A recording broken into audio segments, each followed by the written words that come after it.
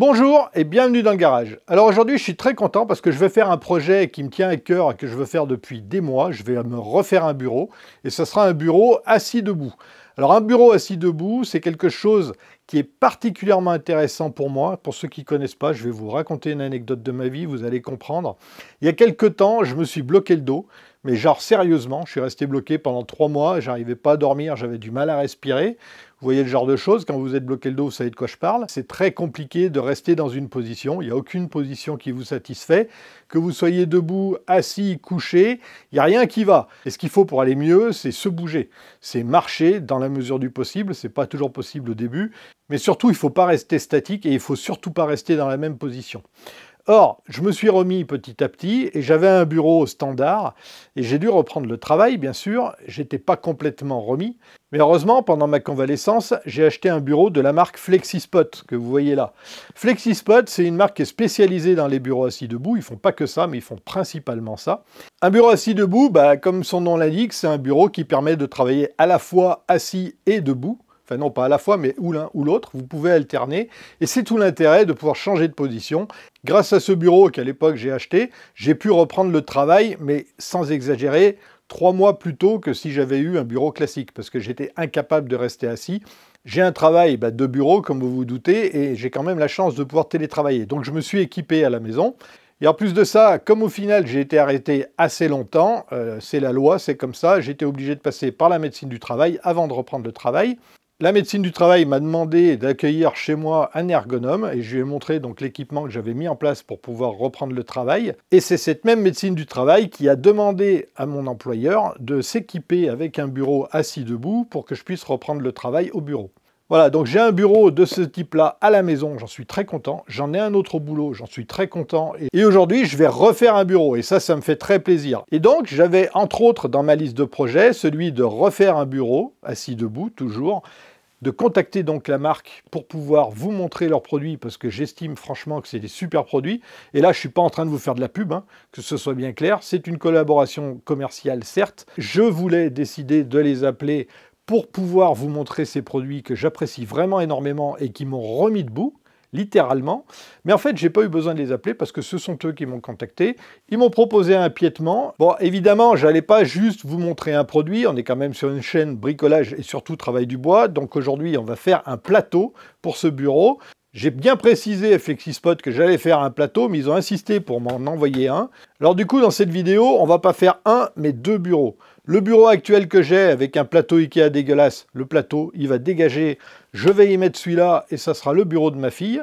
Et aujourd'hui, je vais utiliser ce piétement, et je vais utiliser ce beau bois. On a du hêtre et du merisier, ça va contraster. Pas trop, comme ça c'est discret quand même. Et on va faire du coup un plateau en bois massif. Voilà, c'est le sujet du jour, et c'est parti. Bon, en fait, non, je suis désolé, vous n'allez pas voir la fabrication de ce plateau parce que je suis en train de monter la vidéo et je me rends compte qu'elle va durer un peu plus d'1h30. Vous pouvez donc voir dès aujourd'hui le plateau terminé et on passe maintenant tout de suite au montage du piétement de ce très très beau bureau. Bon, maintenant que le plateau est prêt, on va s'occuper du piétement. Alors là, ça va être très simple, il n'y a rien à fabriquer, il faut juste le monter.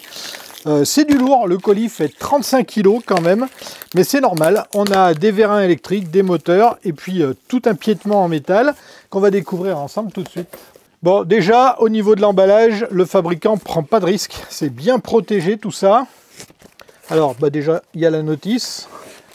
Dans la notice, on a 8 pages en français avec plein de schémas. Ça a l'air très clair, mais on va voir ça. Hop, je déballe tout et on regarde en détail ensuite ce qu'on a là-dedans.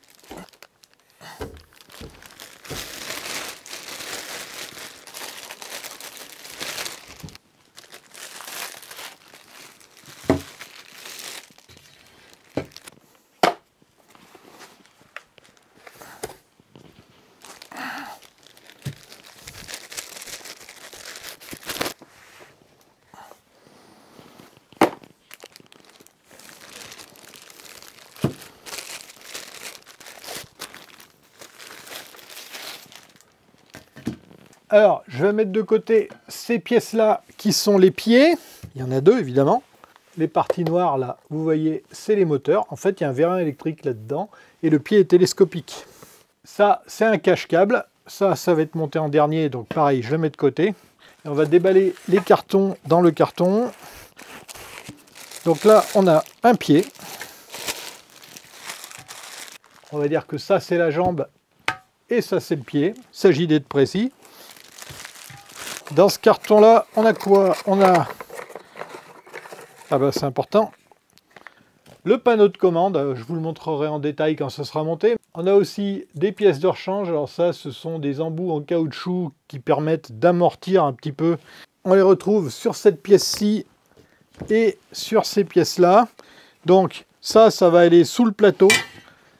On va faire un H avec ces deux pièces. Je vais vous montrer tout à l'heure au montage, globalement. Et du coup, les pièces en caoutchouc, elles sont le contact entre le plateau et le métal.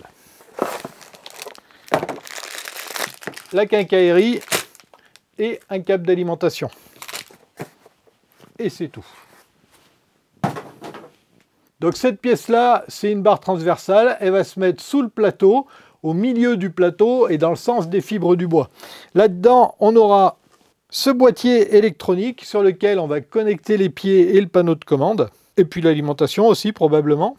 Et pour que cette barre transversale s'adapte à la dimension du bureau, elle est télescopique.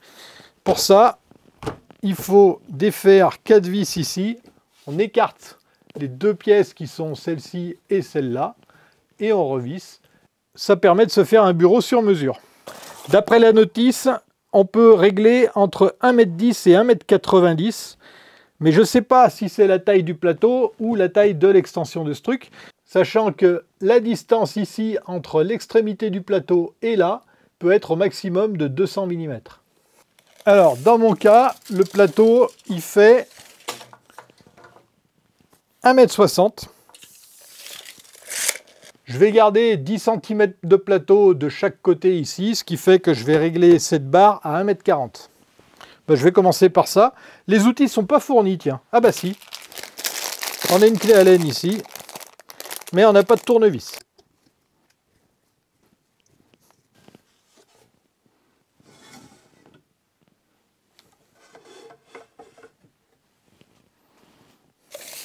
Alors on a dit 1,40 m.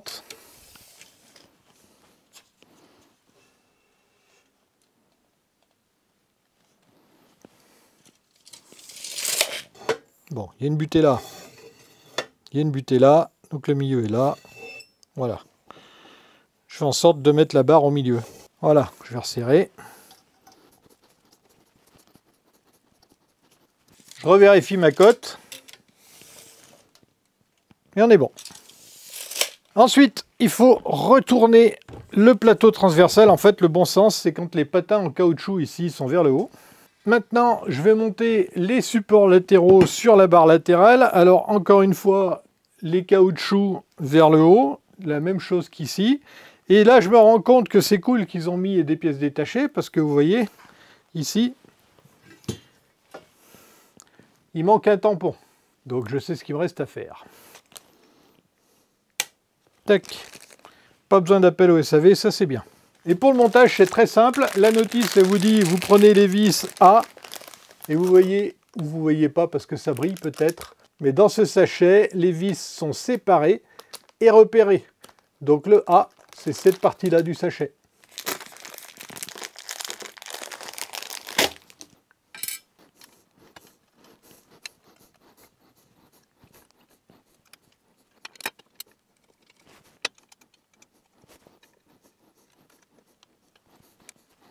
Pour l'étape suivante, je vais chercher le milieu du plateau. Donc il n'y a rien de plus simple. C'est là. Et là.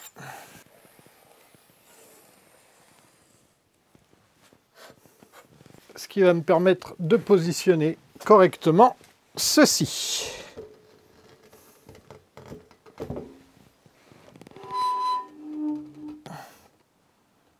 Donc je me place à l'extrémité ici, je mesure là, je prends la moitié et je me place correctement.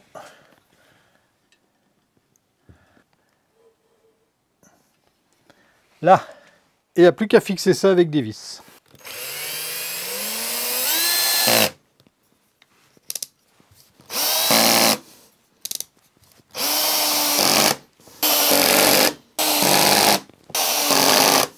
Donc 4 vis là, 4 là et 4 là.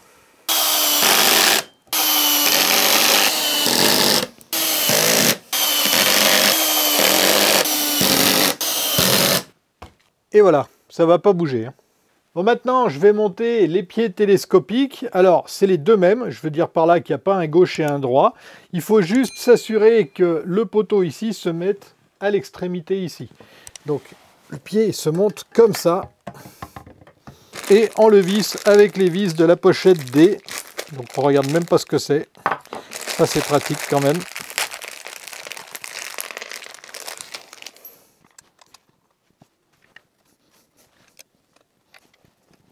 Et bien sûr, la même chose de l'autre côté. Après les jambes, on monte les pieds. Donc encore une fois, c'est vissé. Et il y a 4 vis par pied, donc ça ne va pas bouger, c'est clair.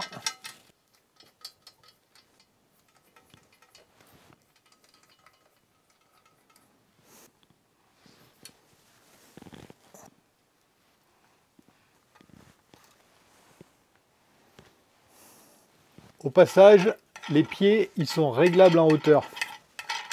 Ça, c'est pas mal. Donc maintenant, je vais m'occuper du panneau de commande. Je vous expliquerai après comment il fonctionne. Ce panneau, comme je suis droitier, je le voudrais à droite du plateau. C'est pour ça que je suis côté gauche, parce que là, le plateau, il est à l'envers. Il faut y penser. Et ce que je voudrais, c'est le placer à environ 10 cm du bord. Je vous expliquerai tout à l'heure pourquoi, vous allez comprendre. Vous pourrez le placer où vous voulez, bien sûr. Hein, mais là, c'est spécifique pour mon cas. Voilà, donc en gros, je le veux à peu près ici. On peut le placer approximativement et ensuite l'aligner parce que vous voyez, il y a des trous oblongs ici. Et la dernière étape, c'est le câblage de tout ça. Donc c'est très simple, on va prendre les câbles des pieds. Vous voyez, on a de la marge, hein, et on les branche ici et ici. Donc c'est repéré M1 et M2 pour moteur 1 et moteur 2. Et pour la commande, ça se passe ici sur la prise réseau audio et sur la prise opposée ici. Et à l'opposé de ces prises-là, de ce côté-là, on a une prise pour pouvoir mettre la fiche de l'alimentation en 220 volts. Et le câble, il fait un bon 3 mètres de long. Et ça, c'est pas plus mal parce qu'une fois qu'il est en position haute, il faut quand même être pas trop loin de la prise. Alors, ce modèle de piétement, c'est le modèle E7. Moi, j'ai l'E5 et je peux voir déjà deux différences vachement agréables. La première, c'est qu'ici, on a un châssis qui est vachement stable, qui est double. Sur le E5, on a juste une barre d'un côté, là, et c'est tout. Et c'est déjà suffisamment stable. Mais là, ça apporte pas mal de stabilité, donc franchement, c'est pas mal. Le deuxième avantage que je vois et que j'apprécie énormément, c'est le cache-câble ici. Ça, j'ai pas sur le E5. J'ai dû me débrouiller pour que les câbles ne pendouillent pas en jouant avec des Colson. Et franchement, le résultat est pas terrible. La lime, elle est posée sur un côté. On a l'impression qu'elle va tomber, mais en fait, elle tient bien. Hein. Bon, c'est pas génial. J'essaierai de vous montrer ça tout à l'heure quand je le démonterai pour faire le deuxième bureau. Mais en attendant, je vais finir le montage de celui-là. Donc, pour pouvoir fixer le cache-câble, je vais mettre deux vis dans les trous ici, que je ne vais pas serrer. Je vais ranger mes câbles un peu là-dedans. Je vais passer mon cache-câble comme ça. Il doit passer sous les têtes de vis. Voilà. Je vais mettre les autres vis devant.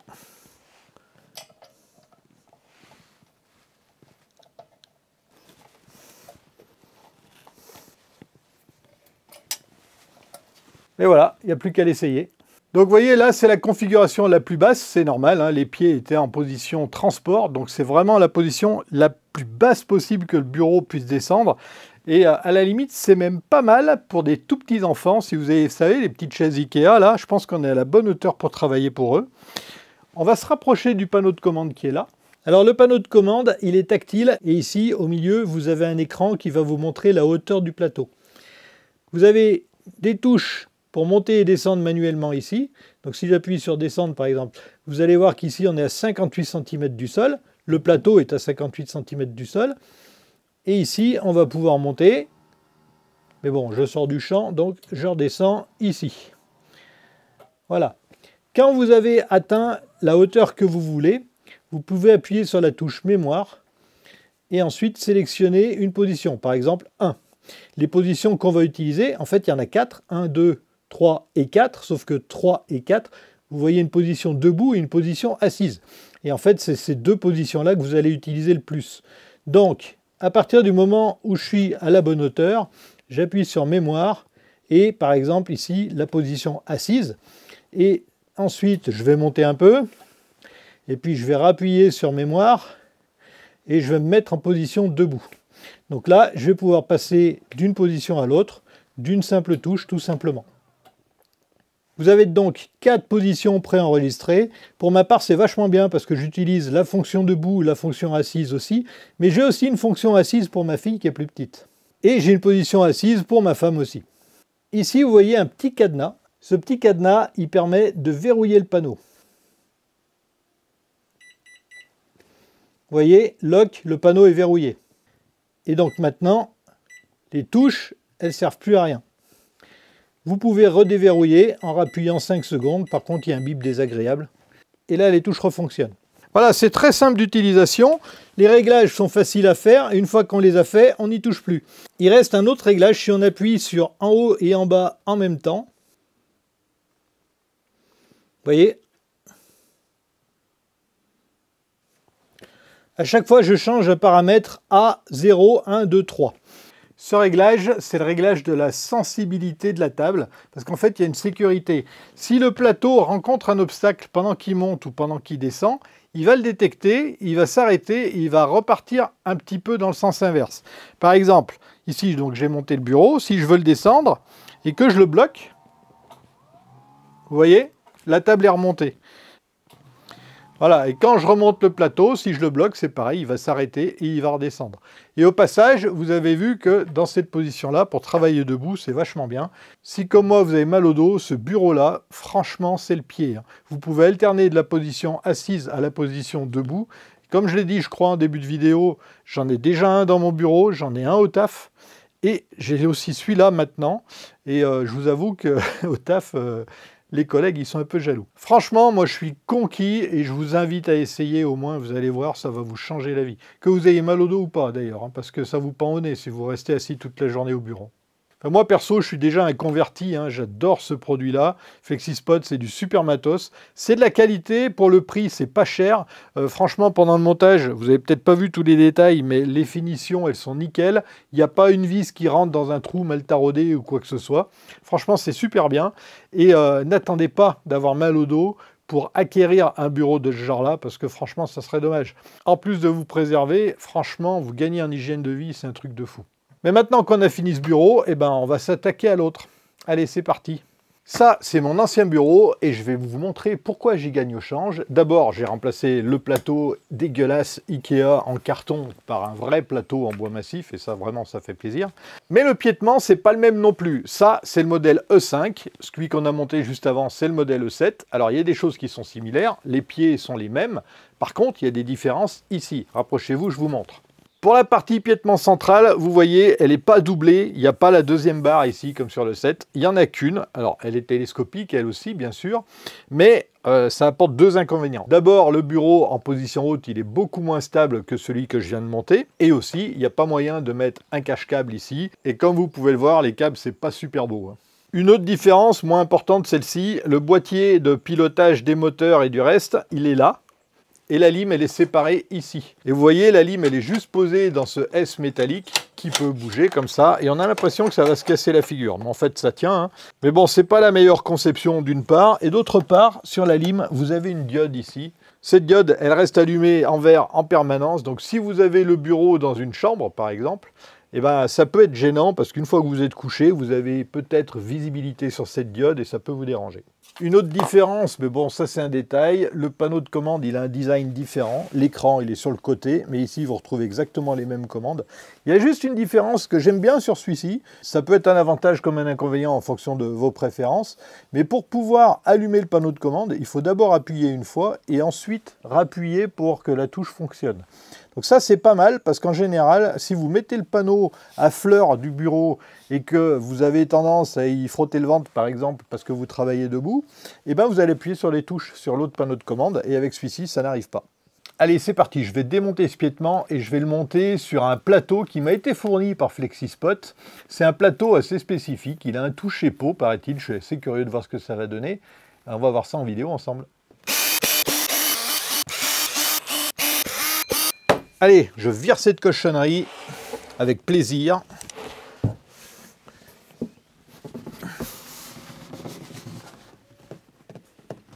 Et je vais le remplacer par le beau plateau que j'ai là-dedans. Alors vous voyez, ou pas peut-être, je sais pas. La forme du plateau est plutôt sympa, c'est pas juste un bête rectangle comme je viens de faire. Et le toucher, paraît-il, encore une fois, est génial, donc je suis assez curieux de voir ça. On va déballer ça ensemble.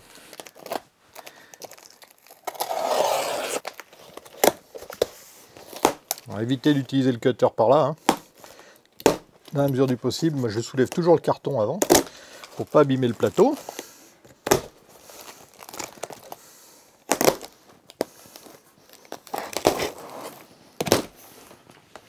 C'est très très bien emballé.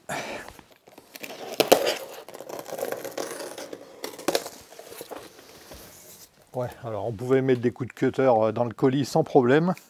Avant d'atteindre le plateau, il fallait quand même traverser 5-6 mm de polystyrène. Donc le panneau, il est pris en sandwich sur du polystyrène et dans les coins, on a une mousse dense. Donc là, franchement, les risques de casse sont limités. Voilà, on n'est pas sur une gamme de plateaux Ikea alvéolaires comme les portes bas de gamme. On est quand même sur quelque chose de beaucoup plus solide, de beaucoup plus robuste, hein. Ça, c'est massif. Je ne sais pas ce qu'il y a dessous, mais je pense que c'est du médium revêtu. On a des trous pré-percés pour les vis. Je vais vous montrer ça en détail. Mais avant, je déballe la bête.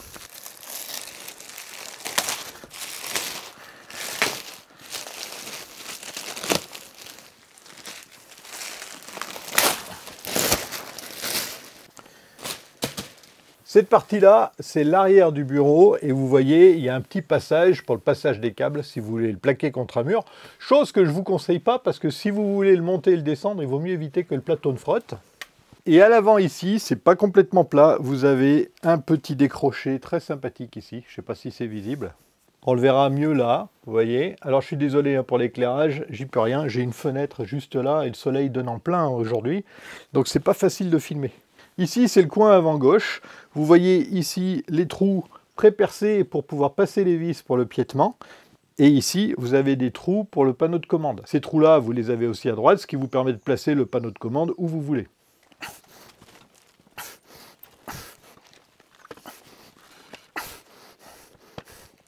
Je vais limiter le boulot au maximum en ne démontant pas le piétement. Par contre, il va falloir que j'adapte sa taille au plateau, puisque bien sûr, le piétement, c'est du sur-mesure. On peut le mettre sur des plateaux de différentes tailles. Donc, je vais commencer par le fixer de ce côté-là. Ensuite, je vais le réduire pour pouvoir aligner les trous du plateau avec les trous du piétement et finir le montage. On s'aligne.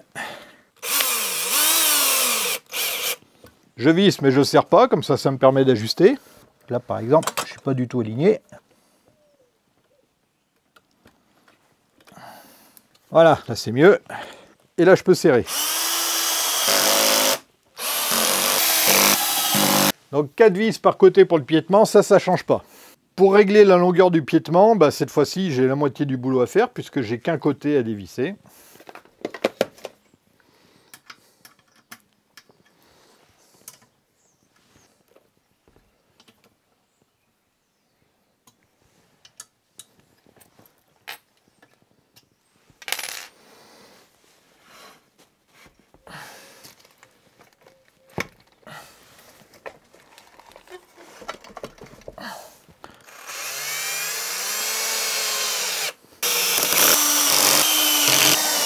Et les vis qui vont ici, il n'y a pas de pré-trou, donc je vais fixer quand même.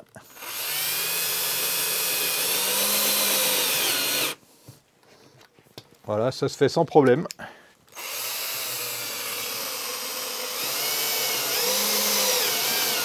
Et ça tombe bien qu'on puisse percer, parce qu'il va falloir que je le fasse pour fixer le bloc de commande ici. Voilà, et maintenant il ne me reste plus qu'à revisser les 4 vis qui permettent de régler l'écartement du piétement.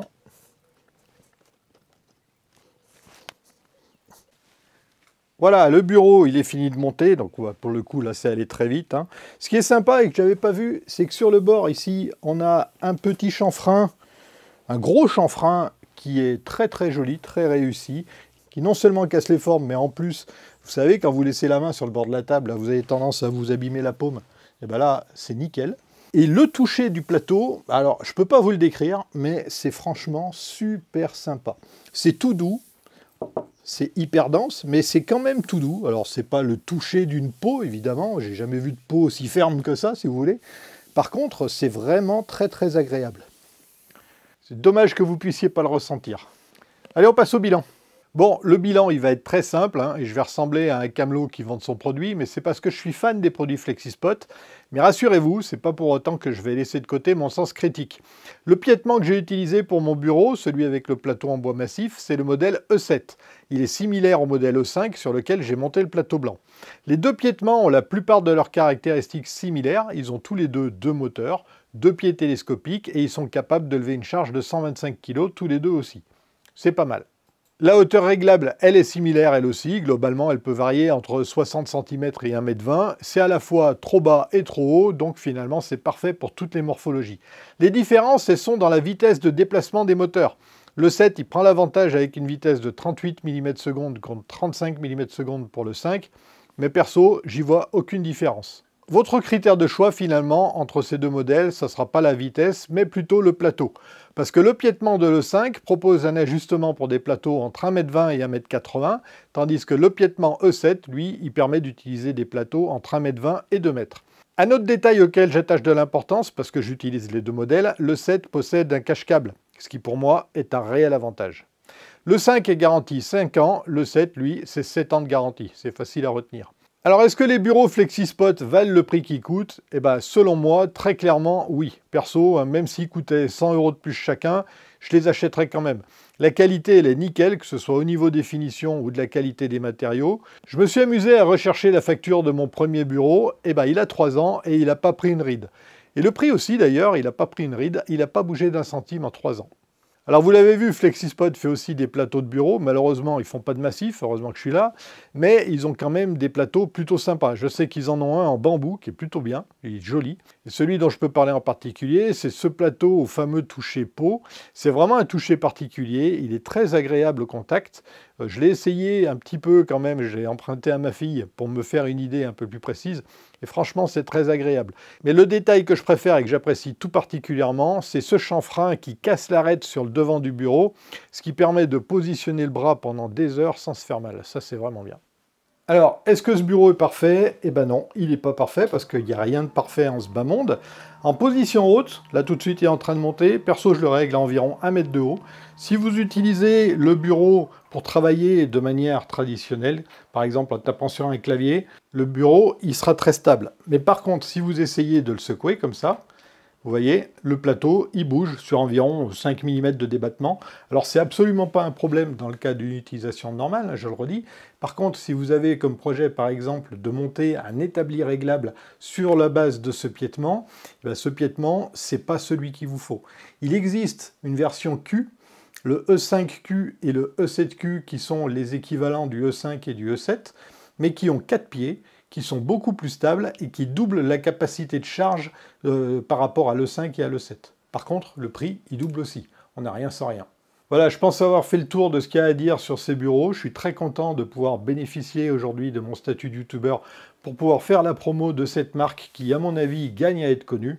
Et rappelez-vous, j'avais décalé le boîtier de commande de 10 cm par rapport au bord du plateau. La raison, c'est que je suis fan de simulateurs de vol et ça me permet de ranger mon joystick sur le côté du plateau quand je m'en sers pas. Quand je m'en sers, j'ai juste à le remettre en place.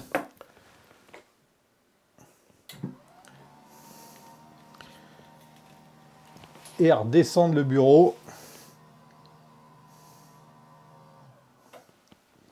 Et je suis prêt à voler. C'est vraiment top. Une autre astuce qui se passe de l'autre côté du bureau ici, ou plutôt même deux astuces. Une petite imprimante 3D et vous avez un support pour ranger les câbles. Ça, c'est vachement bien. Et pour 10 balles, vous pouvez acheter ce genre de hub USB. Alors celui-là, il a une sale gueule parce que je l'ai décollé de dessous le plateau. Un coup de pistolet à colle, vous le mettez là. et vous avez un truc super pratique et pas moche du tout. C'est très pratique à l'usage pour vider les cartes SD des appareils photo et brancher quoi que ce soit en USB. D'ailleurs, le panneau de commande du bureau possède lui aussi un port USB qui peut faire office de chargeur. Allez, je vous laisse. Si vous voulez me retrouver dans l'atelier, allez voir cette playlist ou alors cette vidéo. Je vous souhaite de bons bricolages et je vous dis à la prochaine dans le garage. Bisous!